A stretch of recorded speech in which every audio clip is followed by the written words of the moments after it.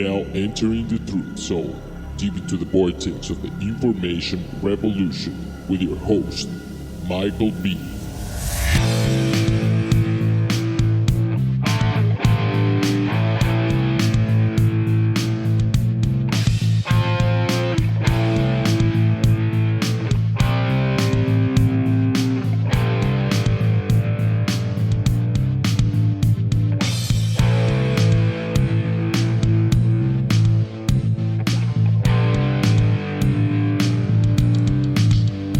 My name is Michael B, and this is The Truth Zone, coming to you live from North Dallas, Texas, on this beautiful Monday, last day of July. And don't we have a lot on our plate? From the failed repeal of the federal government controlling and manipulating the health insurance industry. Of course, everybody calls it the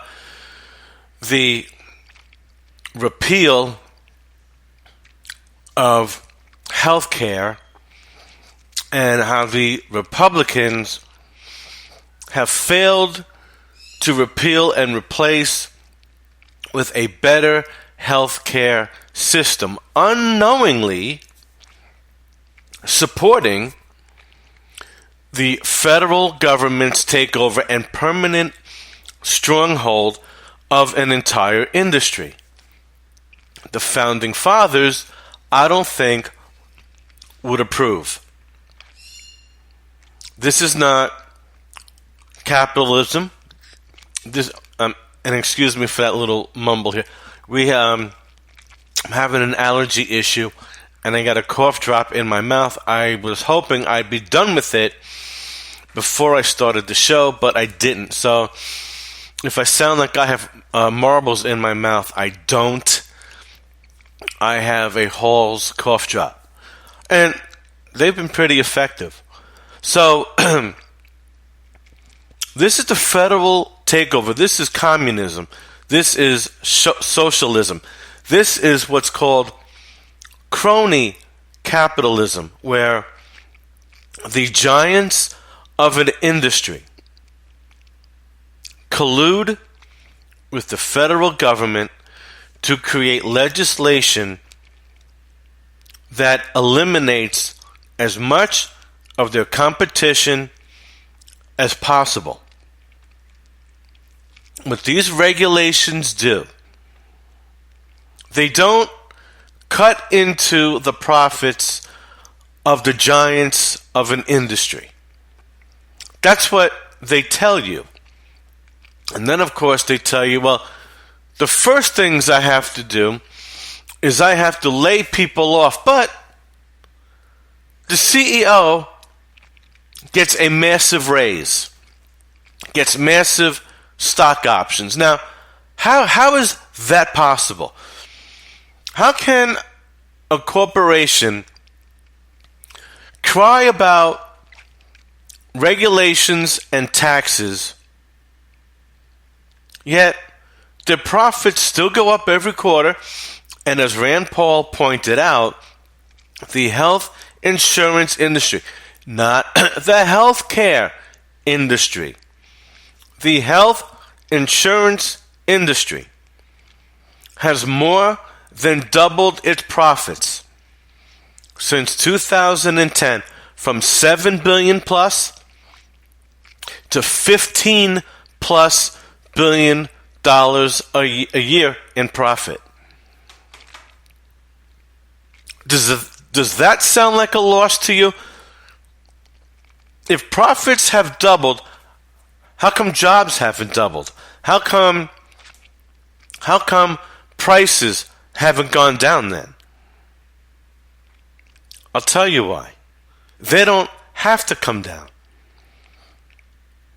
Competition has been greatly eliminated because smaller companies can't handle it. So that gives us fewer choice in who we can become a client to. It's simple economics. Supply, demand, and price. The supply, which is health insurance companies and different plans, that's the supply. They've been reduced. Since population continues to go up, not at the proper pace, but demand has increased. So what happens to price? Naturally, they elevate. It's natural law in terms of economics. That's why Venezuela, the biggest oil reserve country in the world, is imploding from within because the government owns everything. They decide the winners, they decide the losers, and this is what Obamacare has done. And I understand this latest round was supposedly a straight up repeal of Obamacare, but that's not true. Many pundits have said that have analyzed this, it removes most of, or a lot of, the regulations and taxes of the ACA, but not all of them. They're calling it a skinny repeal. Well, we the American people want a fat one. And it's very simple. It can be done in many different ways. Number one, the House of Representatives, every time the budget comes up, could simply defund it. But they scare you into government shutdown. Ladies and gentlemen, the government has never shut down. The government has never not written a Social Security check and not mailed it. The military has never shut down. Ever. When there have been alleged government shutdowns. They scare you into believing the country is going to collapse if we don't get on board with a budget approval. The sky is going to fall. The world is going to end. And we're going to starve in the streets. Nothing could be farther from the truth. And they prey upon our lack of knowledge. Now, I don't like to use the word ignorant. The word ignorant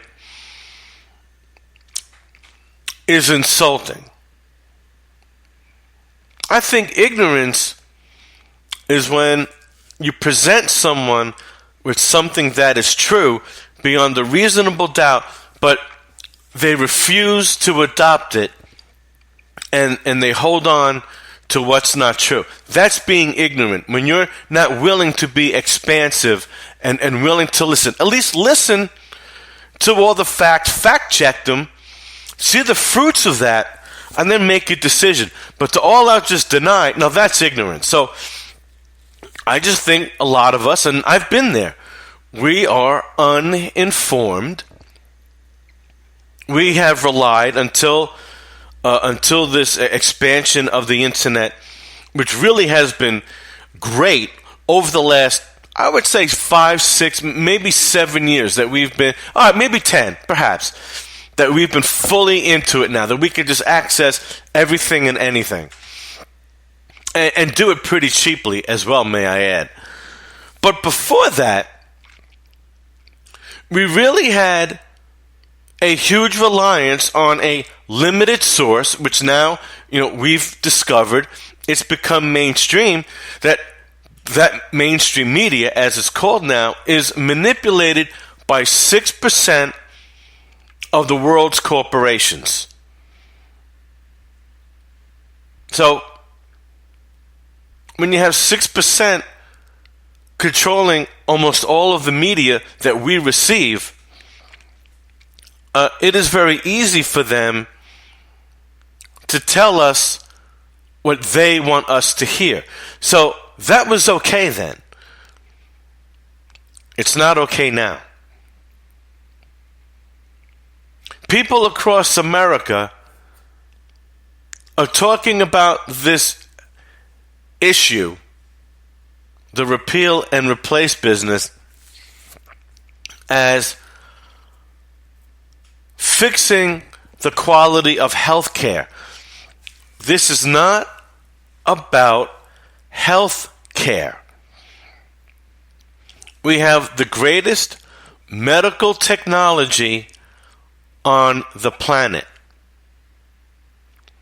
We have the best medical education on the planet, which is why doctors coming from India, South America, the Middle East, wherever, when they come here, their qualifications that they had in their countries are insufficient. And they have to go through our educational process to become an American doctor. So, the healthcare industry, as a practice and as a level of advancement, is not the issue. The issue is the federal control of access to that health care by regulating the health insurance industry. Has anyone asked, what is health insurance? Health insurance is leverage against financial collapse due to an illness or injury. That's what health insurance is. That's what house insurance is. Leverage against losing your home from floods, mold, whatever. Car insurance is leverage against financial collapse should you get into a car accident and your car receives devastating damage that you cannot afford out of pocket. That's what insurance is. This is about access to affordable insurance to leverage you against financial collapse. The federal government wants to control and regulate that. And I know a lot of people won't like this, but Donald Trump is culpable in this matter because he was just itching to sign both versions that the GOP gave us. Now, I know I'm ranting and not doing my original topic, which I will. I just opened with it, now I'm explaining it. Sometimes that happens. This is, like Alex Jones says, my show has been this way too. It's teleprompter free, and I don't have a script. I do have a little bit of notes of where I want to go with the show, but, hey, I just run, which whatever comes into my brain. And sometimes I go way off track, but that's okay. Because I know, or I'm hoping, that I'm educating a lot of people. So, Donald Trump made several promises, and none of these three versions have his promises in them. He promised to get rid of the state borders on health insurance, meaning all insurance companies can do business in all 50 states of their choosing. So there's no more domestic, foreign, there'd still be alien. Now, alien means insurance companies from another country. Foreign meant health insurance corporate headquarters located in another state. Domestic meant health insurance companies with the corporate offices in that state in which you live. So, by removing the state borders, the terms domestic and foreign would be eliminated. None of that was in any version of the GOP plans that they showed us. The Cadillac tax was supposed to be removed. The Republicans repealed that in 2015. The Cadillac tax was still in play, at least up to the second version. I'm not going to speak for the skinny repeal. Donald Trump also promised us that our premiums that we pay every month would be tax deductible in the same fashion as the corporations.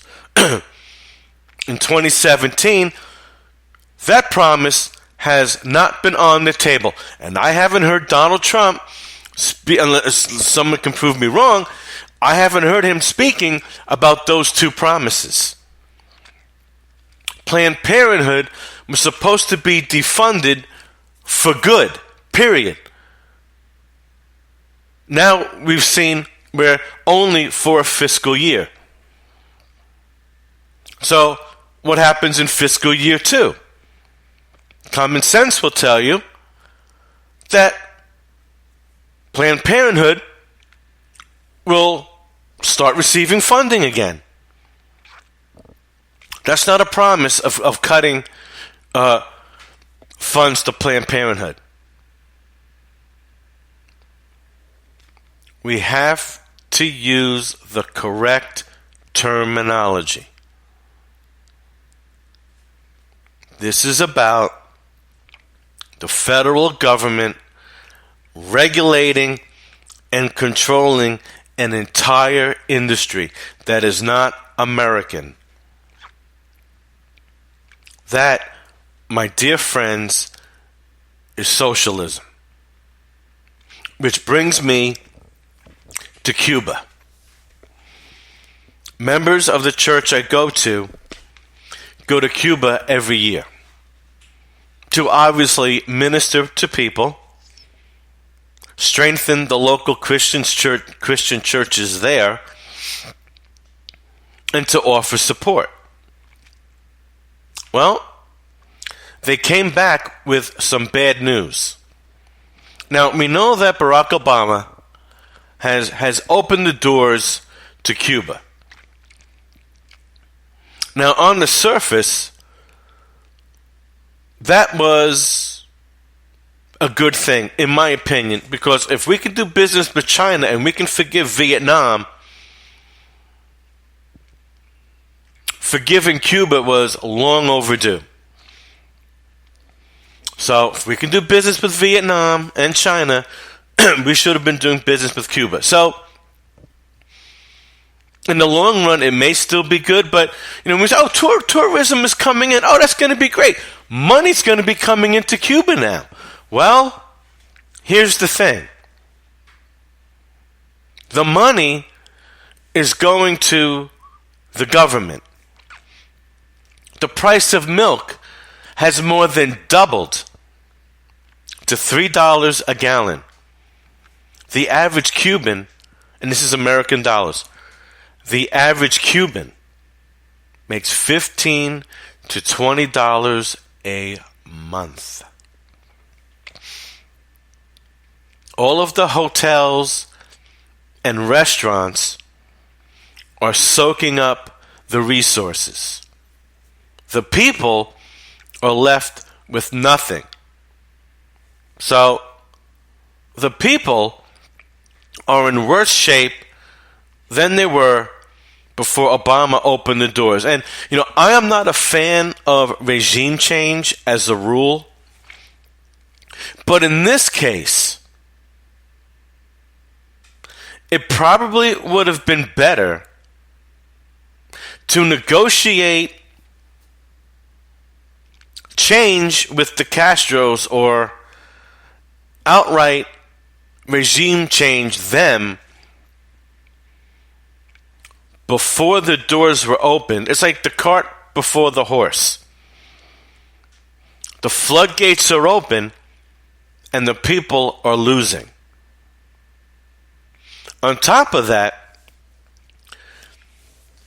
satanic cults like Santeria, I believe it's called, and Islam are growing in Cuba. The Muslims are sending in 100 people a year just to relocate and spread Islam. And the people are vulnerable. Because you know those Muslims are coming in with money. Islam is a monotheistic, satanic cult. Allah is Satan, the sun god. Satan is the father of paganism, sun god worship. A lot of people don't know that. Paganism has infiltrated Christianity. I've done shows on that. I'll probably do shows again. So, Cuba is in a lot of trouble, and it seems like a race between Christianity and Satanism is on in Cuba. And it's going to be interesting to see. I am hoping personally that Jesus Christ will concentrate on Cuba and he will prevail if he wants to. So let's move on to the world at war. We have stuff going on with Russian sanctions, and I don't understand. Personally, I don't understand these sanctions. Don't understand them. What has Russia done? Russia did not get me to vote for Donald Trump. Hillary Clinton did that. James Comey admitted Russia had no effect on this election. Donald Trump says he doesn't want sanctions on Russia, but hasn't said he won't veto the bill that the Senate passed because North Korea is packaged into it. One has nothing to do with the other. A sincere president would veto it and say, you give me a separate package for North Korea, a separate package for Iran, and a separate package for Russia. I'm going to veto Russia, and if you overturn me, that's on your head. I'm going to pass the bills for sanctions on Iran and North Korea as they are justified. Voting yes on a sanction bill because it includes 2 of the 3 countries you agreed to those sanctions, that doesn't cut it for me. That doesn't work. You have separate sanctions for each country. You address them separately. And this nonsense with Russia, because they are allied with Syria, and for damn good reason, is really a dangerous thing. So I'm going to play this clip. It's called Signs of the Times, Tensions Reaching a Boiling Point. It's going to cover many different topics. Terrorism, the North Korea thing, all of that. So it's a really good hodgepodge of the state of the world right now. And see, I'm going to go out on a limb. I'm going to say that This is all a major distraction from things going on at home. We don't have tax reform. We're still under federal control of the health insurance industry that I talked about. I know they say the economy is getting better. I'm not going to dispute that. I would just like to see, and I can't find data on it. If anybody can, please post it to the Truth Zone on Facebook. I would love to see the types of jobs being created. The average American makes $50,000 a year.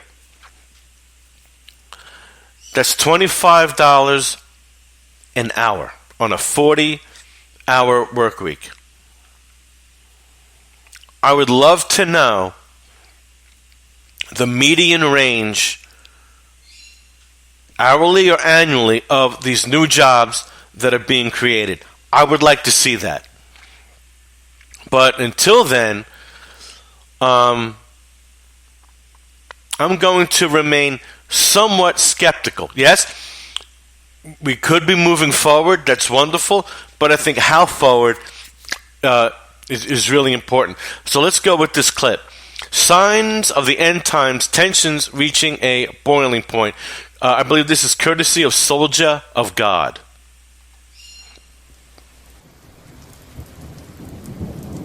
Tensions continue at sea between Iran and the United States. The Iranian Revolutionary Guards say U.S. Navy ships have shot flares from a close distance to their vessels in the Persian Gulf.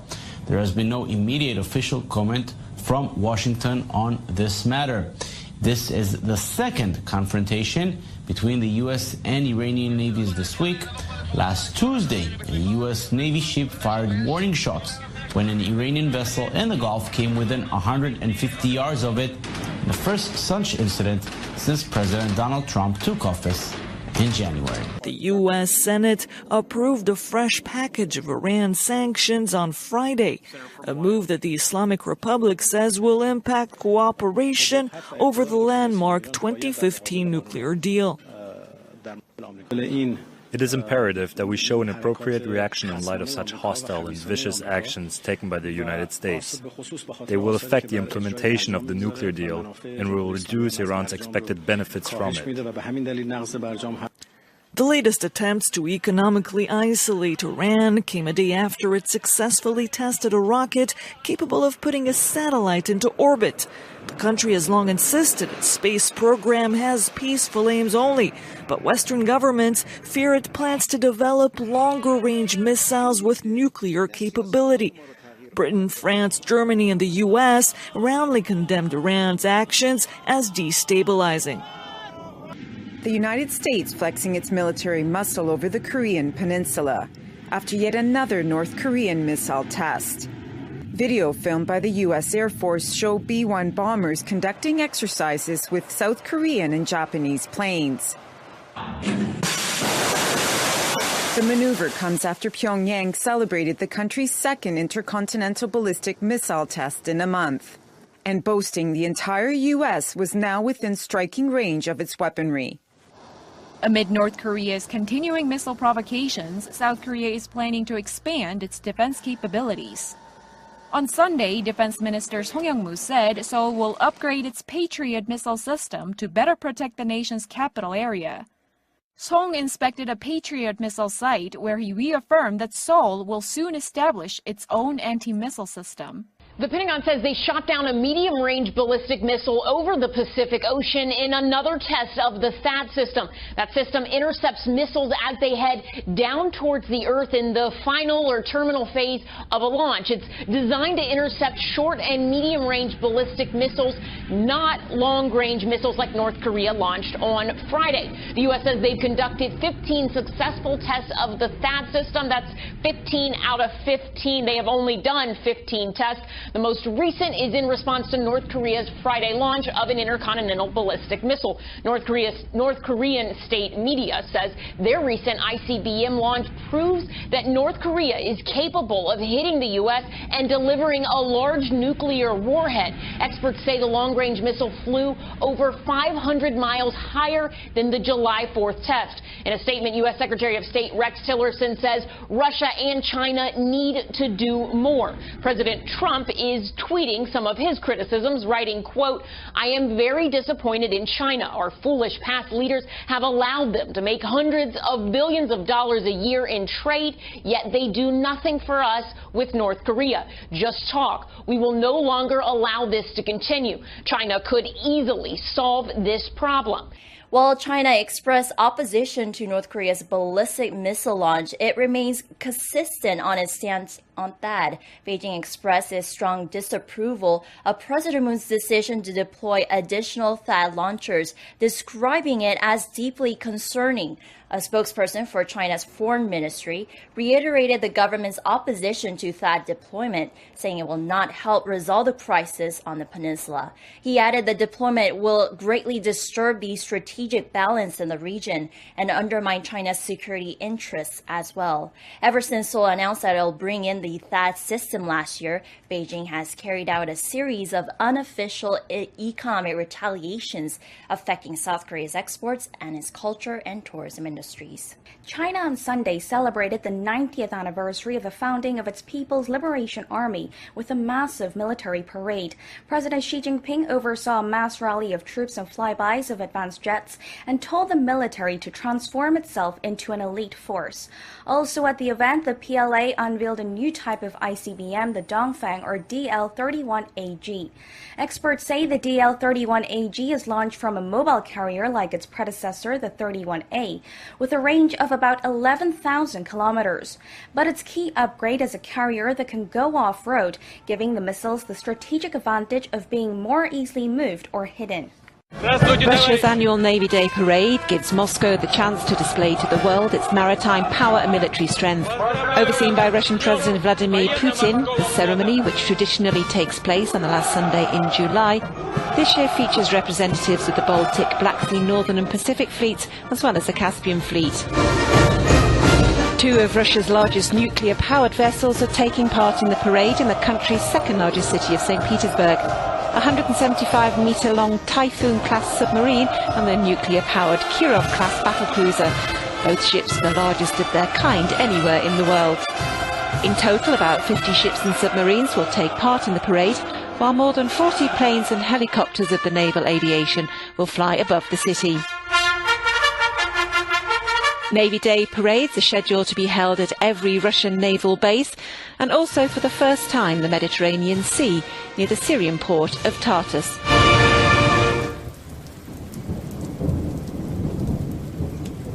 The weather was picture perfect off the Virginia coast yesterday for the first ever carrier catapult shot with the Navy's electromagnetic catapult. The Navy promised us last week it would work, and here is video proof that it did. Even President Trump once took a shot at the electromagnetic catapult system, but yesterday the Navy shot off one of its F-18 Super Hornets. As you might remember, you can see them celebrating right there. As you might remember, President Trump commissioned the USS Gerald R. Ford last weekend. And the ship includes not only the new catapult, but $12.9 billion worth of new gear. It also includes a new way to trap planes once they land. We took a tour of the Ford's flight deck to learn what the changes all mean. When you say the arresting gear, that's the thing that makes sure the airplane stops on the deck. Yeah, so there's 3 arresting wires. Each of those is connected to the advanced arresting gear, which also is a completely different system. The Nimitz-class carriers have a hydraulic engine, where ours, the main stopping force, is called a water twister. So that is a completely redesigned system as well, and first of its kind. Breaking news coming in from Australia at this hour. Arrests in a possible terror plot. The Australian Prime Minister says the plot was to bring down an airplane. ABC's Jennifer Eccleston is in London with what we're learning. Jennifer. That's right. Well, we are learning chilling new details tonight about 4 men arrested Saturday in Australia as part of a terrorism operation. Late tonight, the Prime Minister saying the 4 were plotting to bring down a plane. Australia's federal police believe the plot was Islamist-inspired. They were arrested in Sydney during raids earlier today. Right now, we know additional security measures are in place at airports across the country. Transport security officials telling ABC News that screening will now take longer. All of those added security measures going into place as this counter-terror operation continues. And at this hour, the national terror alert level remains at high. Details are still coming in. We will continue to follow this very important story. We face a range of terrorist threats. Some of them are lone actors who activate very quickly with very little warning. On other occasions, you get quite elaborate conspiracies. This appears to be in that category. German police have ruled out terrorism after an Iraqi gunman killed one person and injured 3 others in a nightclub. The 34-year-old attacker has also since died in hospital from his injuries after a gunfight with police outside the venue in the town of Constance in the southwestern state of Baden-Württemberg. A police officer was also wounded. Special forces were deployed in the city as it was not clear at the time if the suspect had acted alone or had accomplices. Police said the gunman had lived in Germany for several years and was not an asylum seeker. They added that the motives of the man who acted alone are still unclear, but there may have been a dispute among criminals that led to the shooting in an industrial area of the city. Police in the German city of Hamburg say the suspect in a deadly knife attack in a supermarket was what they call a known Islamist but not a jihadist. 1 person was killed and 7 others injured in the attack. The State Interior Minister spoke to reporters. So, this guy's a Muslim who does a knife attack, but he's not a jihadist. How many knife attacks have we heard about the last several years? And I did part of my show, if it wasn't last week, it was 2 weeks ago, on Hamburg. Crime riddled from the Muslim migrants that they have brought in to their country. Zum jetzigen Zeitpunkt können wir zur Motivlage des Täters. What we can say at the moment about the perpetrator's motive is that there's a link to religious motives, Islamic motives. Religiöse Beweggründe gibt. But on the other hand, there's also evidence that would make him a jihadist. Of mental instability, he says. Yeah, of course they're mentally unstable. I did a show on that too. They're inbred. They marry their first cousins because Muhammad said, Allah, aka Satan, said it was okay to do so. They're inbred. That's why they're crazy. And then on top of their dogma, on top of their so-called holy scripture, which is anything but holy, of course they have mental issues. They're maniacs, plain and simple. Eine psychische Labilität. The suspect is a 26-year-old migrant who had requested asylum. Authorities say previously they were unable to deport the man because he had no identification papers. Investigators say they believe the suspect acted alone.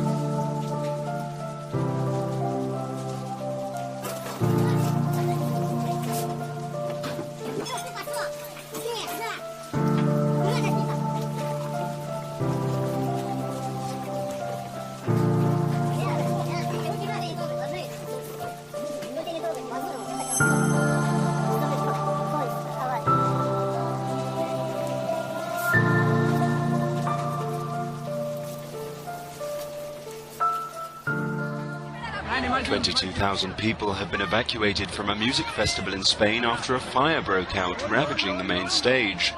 Revelers fled the Tomorrowland Unite electronic music concert in Barcelona as clouds of smoke billowed into the sky and flames engulfed a large stage decoration before spreading across the speaker system and a big screen. The blaze occurred at the 12-hour event in the Parc de Can Zam on the outskirts of Barcelona. Emergency services rushed to the scene, although everyone was evacuated safely and no injuries were reported. The cause of the fire remains unclear, although local media reported that it could have been triggered by a firework display which was part of the show. The flames were soon brought under control and put out, although festival organisers said the main stage had been totally destroyed. The family of Rashan Charles, who died in police custody a week ago, has urged calm following violent protests in East London on Friday night. The 20-year-old was wrestled to the ground by officers in Dalston on the 22nd of July and died about an hour later. Diane Abbott, Labour MP for Hackney North and Stoke Newington, said questions must be answered. I'm here to assure the parents and assure the community that I will stand by the parents in their fight for the truth. We have all, well, most of us will have seen the video, and there are questions to be answered, and I will not rest until those questions are answered. On Friday evening, a large gang of protesters, many of whom had their faces covered, clashed with riot police as tensions came to a head in Dalston. Bottles, stones and other objects were hurled at officers as they used shields to move into the violence in an attempt to bring it under control. The police watchdog, the Independent Police Complaints Commission, has launched an investigation into Charles's death. Security is tight at voting stations in Venezuela as the country prepares for elections for a legislative assembly that critics claim will give embattled President Maduro a tighter grip on power. Many opponents say they will not vote in Sunday's ballot. Demonstrations in the country have been banned since Friday, but some protesters are vowing to take to the streets. Of the more than 6,000 candidates for the 545-member so-called Constituent Assembly, not one is from Venezuela's opposition. They boycotted the election, claiming it's rigged in favor of President Maduro. Already weakened by recession, the country has seen 4 months of violent anti-government demonstrations that have left more than 110 people dead and scores injured. As many of you know, most of South America. This is the result of socialism. This is what Bernie Sanders embraces. Oh, he loves Venezuela and their form of government, but he doesn't love it enough to go and live there. Isn't that convenient? America is in the dog shitter right now. Rio de Janeiro, Brazil is no different. The government announced yesterday, July 28th, that the implementation of the National Security Plan in Rio de Janeiro will employ 8,500 members of the armed forces, 620 members of the National Security Force, and 1,120 of the Federal Highway Police in an effort to improve security. Shortly after signing a decree authorizing the use of the armed forces in the state, President Michel Temer commented on the decision. In a video posted on the president's official Twitter account, he opened the message stating, "The military employment is supported by the federal constitution." Directing his speech to the residents of Rio de Janeiro, he justified the decree, citing the severity of the public security crisis in the state. Troops and security paramilitaries were deployed across the city of Srinagar as the Indian government tried to prevent demonstrators taking to the streets in any force. They were protesting against the court's decision and a string of recent arrests of separatist leaders. 5 members of the Indian Army accused of murdering 3 Kashmiri civilians in what was described as an extrajudicial killing 7 years ago have now been released on bail. The protesters described the judges in the trial as thieves, scoundrels and occupiers. Originally, the army described the men killed as foreign rebels. It sparked a cycle of violence in the region. Around 100 civilians died in the anti-India protests that year. At least 6 people have been killed and 20 others wounded after a car bomb attack in Somalia's capital, Mogadishu.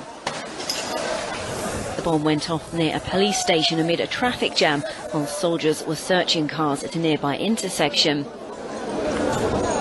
Witnesses say 3 vehicles were destroyed on the road and the blast was followed by big clouds of smoke in the sky. Most of the victims were pedestrians whilst others were out shopping. Who was responsible and the exact target of the blast still remains unclear. At least 69 people have been killed in a Boko Haram ambush of an oil exploration team in North Somalia is being brought to different countries, including the United States, to spread this type of violence. This is a worldwide agenda, folks. It's a worldwide agenda to make the entire world a police state. East Nigeria. This is the bloodiest attack by the terror organization this year. Apart from the killings, Boko Haram has kidnapped at least 3 workers from the site. The 3 made a video appeal to the Nigerian government. I want to call on the entire media community to help us to support this our cry so that we will be rescued alive. I want to call on the acting president, Professor Yemi Osibanjo, to come to our rescue to meet the demand of soldiers of Khalifa. ISIL militants come under further attack in the Syrian city of Raqqa by US-backed Kurdish-led forces. American jets are carrying out airstrikes as fighters from an alliance of Kurdish and Arab militias advance further into the city, a stronghold of ISIL in Syria since 2014. Fighters from the SDF alliance say they seized drones and ammunition from ISIL. This fighter says we found these and took them. They would fly them and explore our areas. You can also see mortars made by hand. And here are the drones and bombs they would make.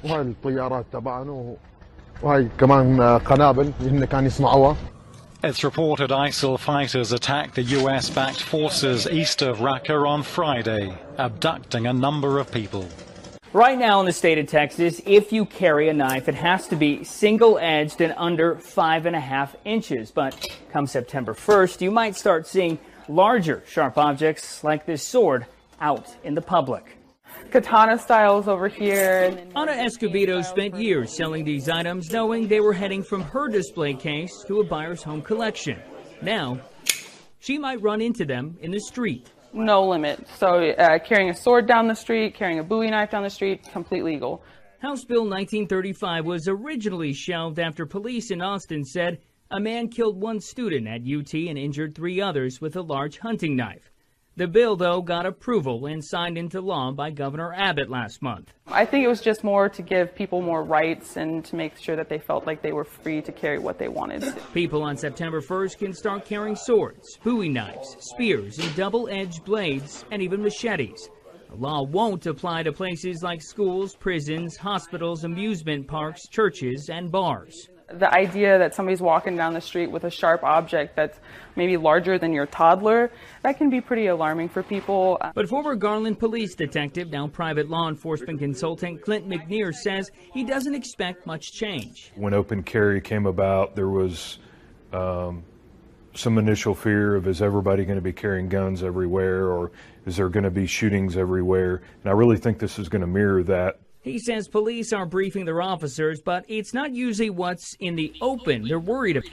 Statistics have shown over and over and over again an armed citizenry is a peaceful and polite society. But it's really the unknown. Does the guy have a weapon concealed on him? Now, we did reach out to several law enforcement agencies in North Texas. Most didn't want to comment about the new law. The ones that did get back to us indicated they didn't expect too much of a change. University uproar. A popular UCLA professor out in Los Angeles now filing a formal complaint, a grievance with his union after he claims he was fired because he's conservative and has conservative views. Students protested back in May, saying that they were being blocked from enrolling in Keith Fink's class on free speech before he was let go. And joining us now is that former UCLA professor and attorney, Mr. Keith Fink. Thank you so much, Professor, for joining us.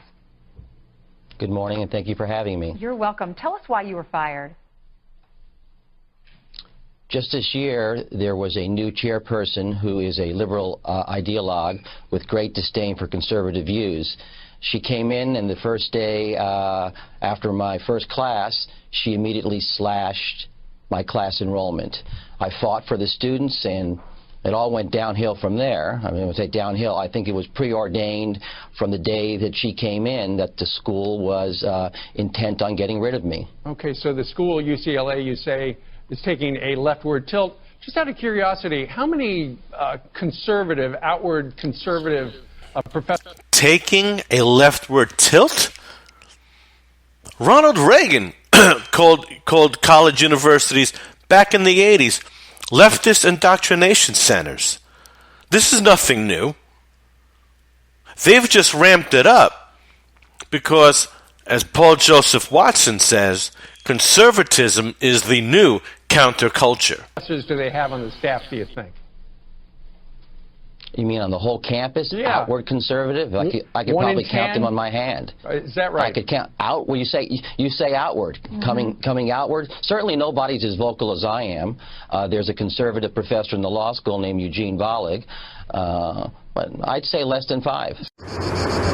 From intense heat waves to severe flooding, Europe is a continent of extremes at the moment. Severe weather conditions have caused mayhem and destruction in many countries. Italy's experienced one of its driest springs in some 60 years. Meteorologists say some parts of the country have seen rainfall totals 80% below normal. The loss in sunflowers, like soft and durum wheat, is about 40 to 60%. Sunflowers sowed at the right moment are ready to be harvested 1 month before their time. In Portugal, more than 1,000 firefighters were deployed to extinguish 2 forest fires in the provinces of Castelo Branco and Santarém, which have forced authorities to evacuate surrounding villages. Typhoon Nesat made landfall in Taiwan on Saturday, bringing with it strong winds and heavy rainfall to eastern and southern parts of the island nation and flooding streets and homes. It is the first tropical storm to hit Taiwan so far this year, with its eye gliding over the country's east coast before moving on towards China. Winds from the typhoon reach speeds of up to 180 kilometers per hour, and measures are being put in place to protect citizens. In Taiwan's mountainous eastern areas, residents were evacuated to safety in case of mudslides, and shops along streets in big cities were covered with tarpaulin to prevent damage. As southeastern China braces itself for the impact of the typhoon, over 3,000 people were evacuated from Fujian province, where the storm is expected to make landfall on Sunday. Every day, this 13-year-old sets out on a journey to collect water, and she spends 8 hours doing it. She's just one example of the 2.1 billion people who aren't able to get safe drinking water where they live. Safe is the key word. The World Health Organization says billions more people now have drinking water and sanitation services. That's another thing that's happening in Cuba. Clean water is getting more and more scarce. That is not due, folks, to a depletion in natural resources. As I said at the top of the show, it has to do with government control. Cuba is still a communist government in control of every industry, and because of that, for instance, and I forgot to mention this, we were told at church yesterday that the Cuban government does not allow restaurants to serve beef and seafood in the new tourist districts. Why? I mean, why wouldn't you? All they can do is serve chicken and pork. And actually, when you can only serve 2 things, and supply is demand is high, you run out of supply. See, this is all government manipulation. And then they come back and say, we have to conserve. Oh, we're losing everything. Oh, global warming. Oh, our resources are depleted. No. It's the government manipulating and preventing free and open trade. It's the government that is manipulating supply and demand. That's the problem here. This is nearby compared with a decade ago, but they're not necessarily free of contamination. That matters because drinking contaminated water can put children at risk. Diarrhea, for example, kills over 360,000 kids each year. There are various international efforts to help more people get clean water or sanitation. The United Nations put a universal coverage target for 2030, but a recent report acknowledges that the progress 90 countries have been making is too slow to meet that goal. And other barriers exist, including lack of data, conflict, and inequality in rural and urban environments. We end the week with Steve Hartman and the story of two lives finding new direction after a chance encounter on the road. There were two very different sides to 49-year-old Anita Hughes. Thank you, Jesus. At her church in Cleveland, she was a fearless hurricane. While at home, more like a stationary front. As we first reported last year, she rarely left the house and wouldn't travel anywhere by herself. Which is why it was such a big deal when Anita Hughes decided to step way outside her comfort zone and take a trip on her own. I turned the ignition, and I actually got on 77 South. And I went. She was headed for North Carolina for a gospel concert, and she made it just fine.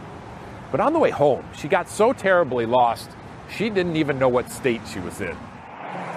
So Anita pulled into the 7-Eleven in Strasburg, Virginia to ask directions. You can see her entering there on the right. Unfortunately, there's no sound, but by all accounts, you could hear her desperation, loud and clear. Can somebody please tell me how to get to Cleveland? I mean, she came in full-throated, like a Broadway star on stage, reaching the back row. She was genuinely turned around. Jason Wright was a customer in the store. He says he gave Anita directions, but she was still scared and skeptical. I said, that's the right way. You come show me how to get to Cleveland. So he did. What? Yeah. He was so nice. I mean, I'm going in the complete opposite direction. You were? I live here to the south. I'm driving north, so far out of my way. Jason drove 35 miles out of his way to get her back on track to Cleveland. And then a few days later, drove another 300 miles to take her to the moon. Obviously, Anita got a new friend and a new confidence. Jason gave you a lot more than directions that day. That he did. Just a little bit of appliance of affection can change a whole situation. Since their chance encounter, Anita has taken many more trips and got a new job. And as for Jason, he got a new mission too. What's your name? Roger. In the last year, My name's Cleo. Jason has given rides to more than a dozen other strangers. Yeah, home is where I lay my head. He records and treasures their stories. Because, he says, if Anita taught him anything, it's that we have a lot more in common than we realize. And we need to start living like it. We're brothers and sisters, and we really do have a responsibility to help one another get home. And you mean that metaphorically, don't you? I mean it in every way imaginable. When one got lost, hope got found. I gotta tell you, that touches my heart. That really touches my heart, and it's so nice to end the show on a good note. Because it's true. But I'm not surprised that this miracle, if you will, happened to a woman, obviously a sister in the Lord, and her situation opened the doors, whether this man realizes it or not, but he opened himself up enough for the Lord to touch his heart. That was beautiful. And I'm so happy that I didn't have time to hear all of this clip, which is why it's kind of emotional, because I didn't hear this at first. It is so nice to end the show on a good note. And it is so important that we unite under the cross and the blood of Jesus Christ. My name is Michael B. This is the Truth Zone. I will see you tomorrow at 10 a.m. Central Time.